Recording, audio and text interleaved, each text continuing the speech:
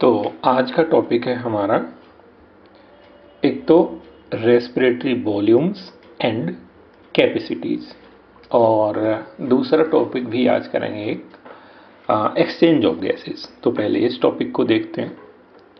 Volumes and capacities means जो हमारा lungs हैं, हमारे लंग्स, उनमें कितना वॉल्यूम भरा जा सकता है अलग अलग सिचुएशन में, और उनकी कैसी कैसी या कितनी कितनी कैपेसिटीज़ हो सकती है, इसी के बारे में जानेंगे। ठीक है, अब इस बंदे को देखते हैं।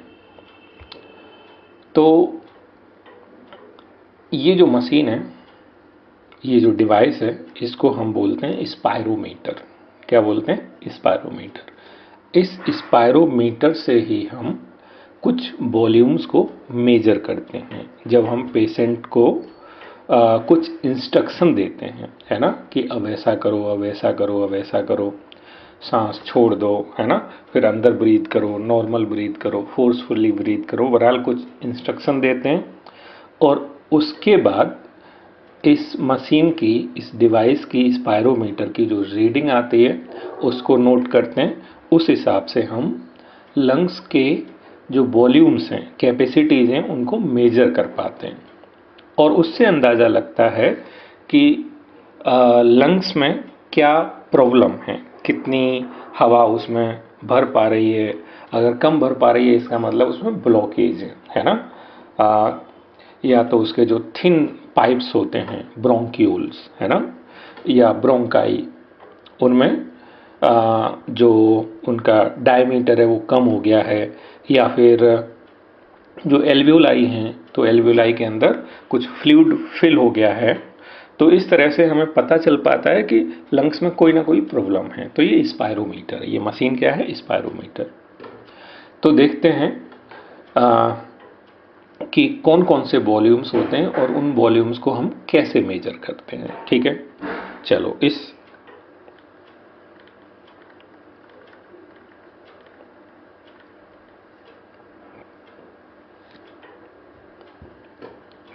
तो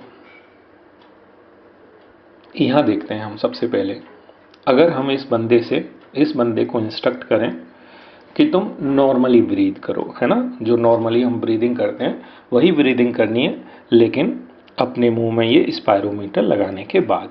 ठीक है, अच्छा, इसमें जो भी ब्रीद करेगा यहाँ रिकॉर्ड हो रहा है। ये थोड़ी मॉडर्न टाइप की मशीन है। तो जब नॉर्मली ब्रीद कर रहा है तो कुछ ऐसा चल रहा है, ये है ना, ये ग्राफ ऐसा चल रहा है। जब इसने हवा को अंदर ले गया, सांस को अंदर ले गया, मतलब इंस्पायर किया, तो ये ग्राफ इधर पहुंच गया। और जब इसने एक्सपायर किया तो इधर पहुंच गया। इंस्पायर किया इधर, एक्सपायर किया इधर, है ना। तो ड्यूरिंग द इंस्पिरेशन ग्राफ ऊपर की तरफ बढ़ेगा, और ड्यूरिंग द एक्सपायरेशन ग्राफ नीचे की तरफ बढ़ेगा। ठीक है, तो जब हम इसको कह रहे हैं कि नॉर्मली आप ब्रीथ करो, तो ये ग्राफ लगभग यहाँ मूव कर रहा है। ठीक है, ये मूव कर रहा है। और देखो यहाँ लीटर में वॉल्यूम्स दे रखा है ना, 0 लीटर, 1 लीटर, 2, 3, 4, 5, 6। ठीक है, तो अब देखो यहाँ पर जो मूव कर रहा है ये, वो 2 और 3 के मिड में मूव कर रहा है यहाँ पर। ठीक है, लगभग ये 2.5 लीटर से 3 litre, 2.5 litre, 3 litre, 2.5 litre, 3 litre, ऐसा है कुछ। ठीक है, तो दरअसल during the normal breathing, during the normal inspiration and expiration, तो ये लगभग 500 ml हवा अंदर जाती है। जब एक्सपायर करता है तो 500 ml बाहर आ जाती है। तो नॉर्मल ब्रीदिंग के समय जो एयर का वॉल्यूम हम इंस्पायर या एक्सपायर करते हैं, उसका वॉल्यूम होता है 500 ml, और उस वॉल्यूम को हम बोलते हैं टाइडल वॉल्यूम। ठीक है, टाइडल वॉल्यूम। तो वॉल्यूम ऑफ एयर इंस्पायर्ड और expired during a normal respiration. ठीक है, नॉर्मल रेस्पिरेशन के दौरान जो वॉल्यूम हम एक्सपायर और इंस्पायर करते हैं वो 500 ml होता है, 500 ml होता है। इसका मतलब अगर आप 1 मिनट में कितना एयर का वॉल्यूम बंदा इंस्पायर और एक्सपायर करता है, तो आप मल्टीप्लाई कर दोगे, है ना। हम कितनी 1 मिनट में कितनी बार सांसें लेते हैं उसको मल्टीप्लाई कर दो 500 से, तो हम जानते हैं हम लगभग 12 to 14 टाइम्स इंस्पायर एक्सपायर मतलब ब्रीथ करते हैं इन 1 मिनट। तो इसको मल्टीप्लाई कर दोगे आप 500 में, तो इस तरह से ये वॉल्यूम निकल आएगा 1 मिनट में बंदा कितनी हवा बाहर और अंदर भेजता है। ठीक है, मतलब 6000 ml मतलब 6 लीटर, 1 मिनट में 6 लीटर हवा बाहर चली जाती है और 6 लीटर ही हवा अंदर आ जाती है। ठीक है, अब दूसरा देखते हैं।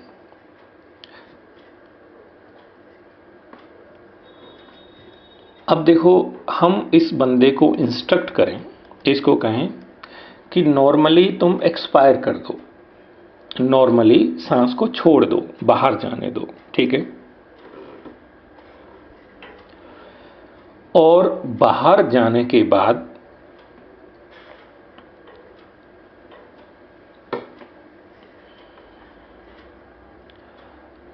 अब आप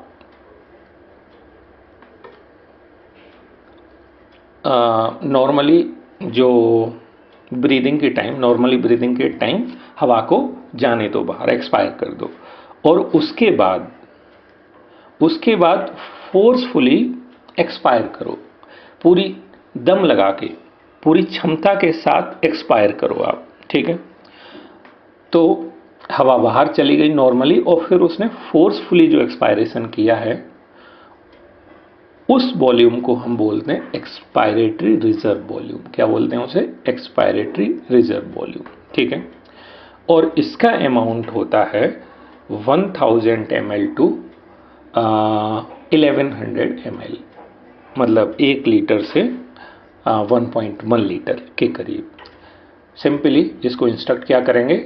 सांस छोड़ो और फोर्सफुली और सांस को छोड़ो। तो फोर्सफुली जो एक्सपायर करेंगे उसी को बोलते हैं हम एक्सपायरेटरी रिजर्व वॉल्यूम। ठीक है, तो एक्सपायरेटरी रिजर्व वॉल्यूम का मीन क्या है? Additional volume of air a person can expire by forcible expiration, this average 1000 to 1100 ml। तो ये हो गया।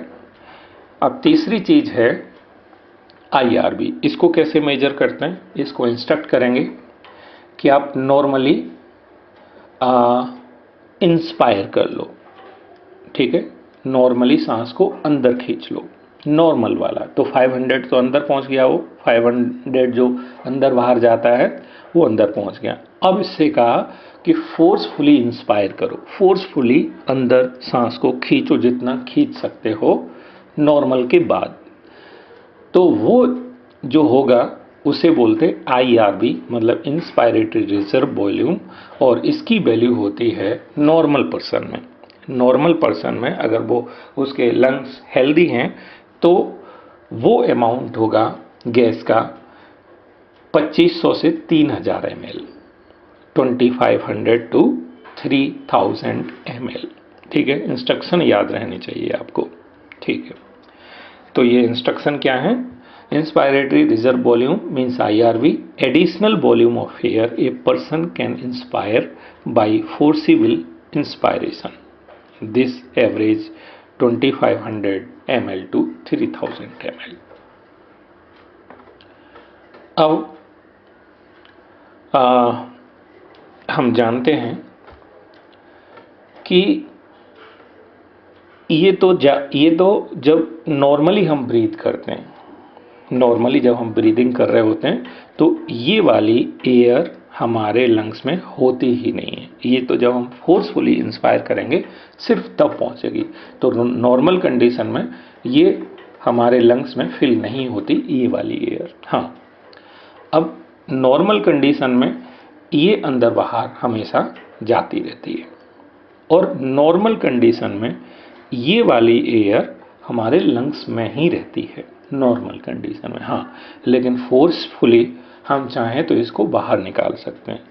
लेकिन एक एयर ऐसी भी होती है, एक एयर का वॉल्यूम ऐसा भी होता है जो हमारे लंग्स के अंदर हमेशा फिल रहता है, चाहे हम कितना भी फोर्सफुली एक्सपायर करें। और उसको बोलते हैं रिजर्व वॉल्यूम। क्या बोलते हैं उसे? Reserve volume. और उसका अमाउंट होता है 1100 ml टू 1200 ml। ठीक है, 1100 ml टू 1200 ml। तो ये तो सभी वॉल्यूम्स थे। रेजिडुअल या रिजर्व वॉल्यूम, ठीक है, रेजिडुअल वॉल्यूम भी बोलते हैं इसको, आरवी। तो volume of air remaining in the lungs even after the forcible expiration, this average is 1100 ml to 1200 ml। ठीक है, अगर हम, ये तो वॉल्यूम्स हो गए, अगर हम कैपेसिटीज को, लंग कैपेसिटीज को मेजर करना चाहें तो इन्हीं को आपस में कैलकुलेट करके प्लस माइनस करके हम कैपेसिटीज को निकाल सकते हैं। ठीक है, तो by adding up few respiratory volumes you can get pulmonary capacities which can be used in clinical diagnosis। तो हम मशीन से, इस पायरोमीटर से जो मेजर कर सकते हैं वो ये 3 वॉल्यूम कर सकते हैं। ये तो हमें पता ही है कि इंसान, नॉर्मल इंसान के अंदर, लंग्स के अंदर इतना रेजिडुअल वॉल्यूम हमेशा होता है। तो उस स्पायरोमीटर की मदद से ये हम मेजर कर सकते हैं तीनों वॉल्यूम। कोई बंदा अगर बीमार है, हम उसके लंग्स को डायग्नोज करना चाहते हैं, जैसे कि अस्थमा के केस में, ब्रोंकाइटिस के केस में, पल्मोनरी फाइब्रोसिस के केस में, और इन्हीं को प्लस करके हम अलग अलग कैपेसिटीज निकाल सकते हैं। ठीक है, अब जैसे कि अगर हम IRV और TV को ऐड कर दें तो वो होता है IC। IC का मतलब इंस्पायरेटरी कैपेसिटी। ठीक है, इंस्पायरेटरी कैपेसिटी, तो इसको आप NCERT में रीड करोगे। ये है क्या? Total volume of air a person can inspire after a normal expiration. This includes tidal volume and inspiratory reserve volume. और ऐसे ही अगर हम TV, टाइडल वॉल्यूम और एक्सपायरेटरी रिजर्व वॉल्यूम को ऐड कर देते हैं तो वो हो जाता है EC।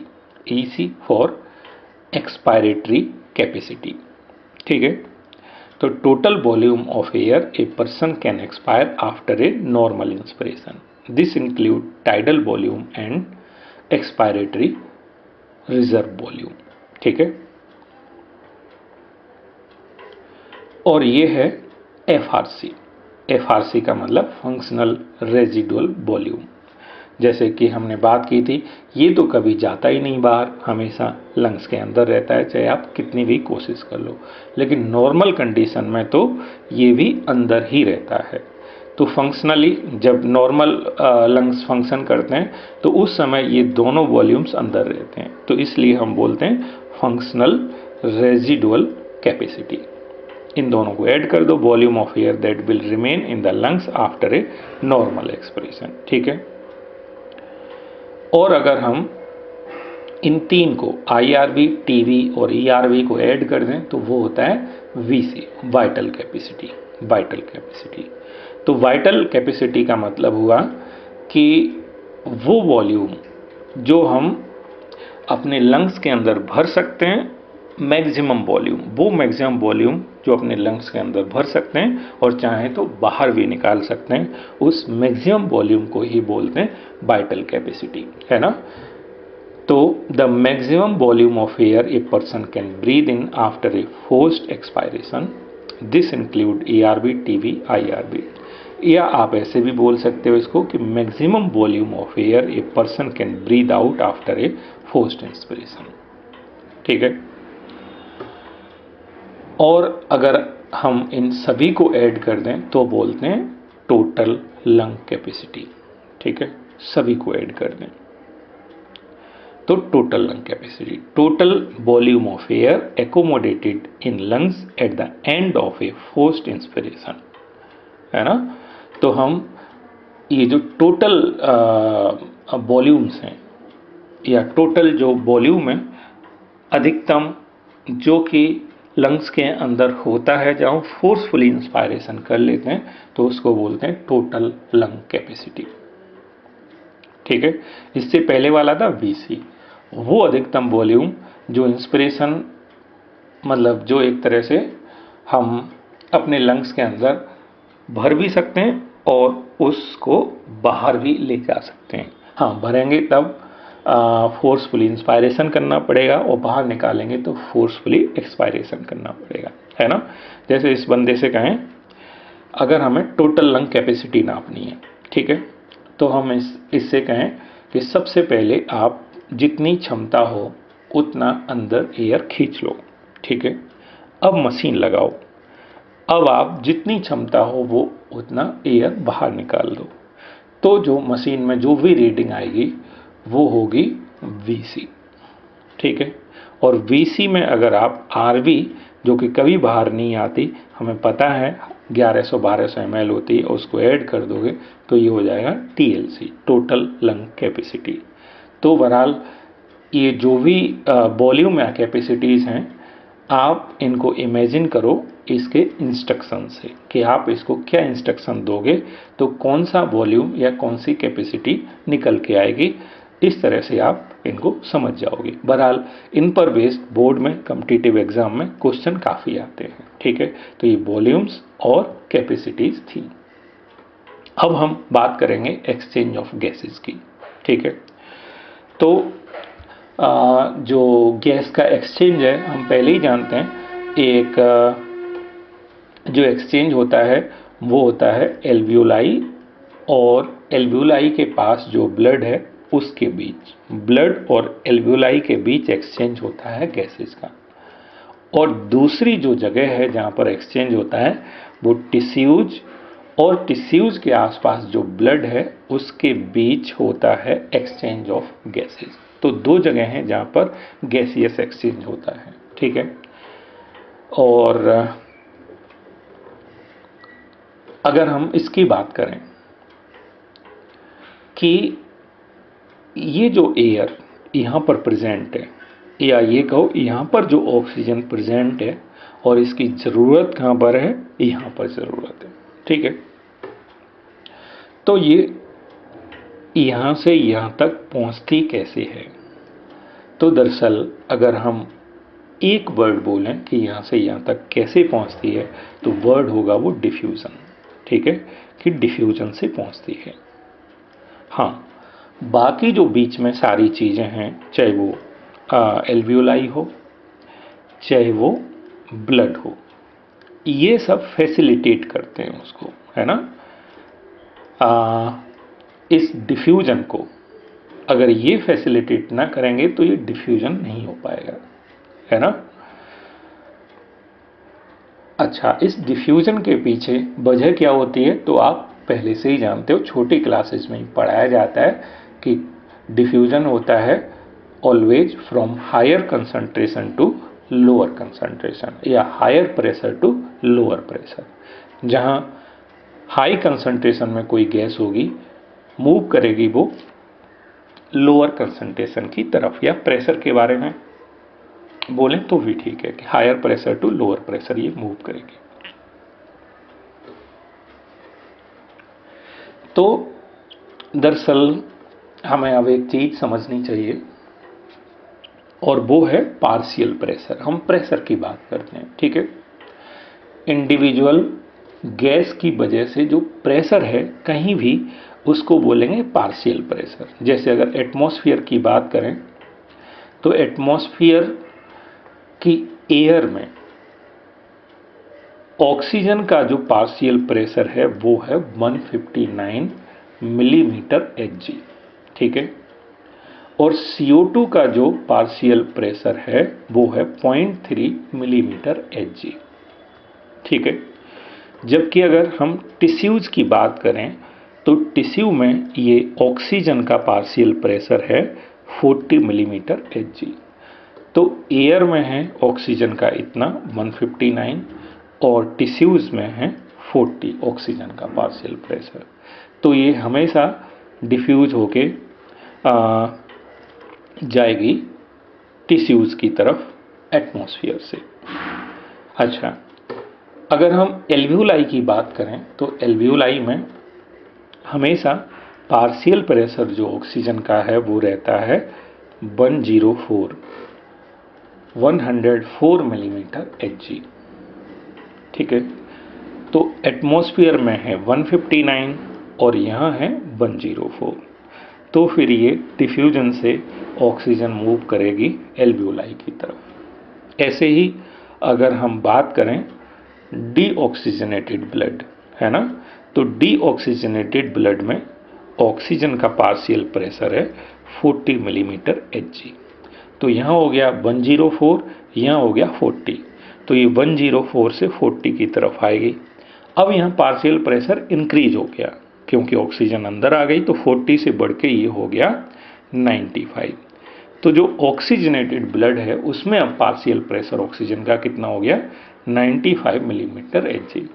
और जब ये टिश्यूज के पास आया तो टिश्यू में प्रेशर है पार्शियल प्रेशर ऑक्सीजन का 40, जबकि यहाँ कितना है 95, तो 95 से 40 की तरफ मूव करेगी। ठीक है, अब देखो ऑक्सीजन का तो हमने देख लिया, यहाँ से यहाँ तक पहुँच गई।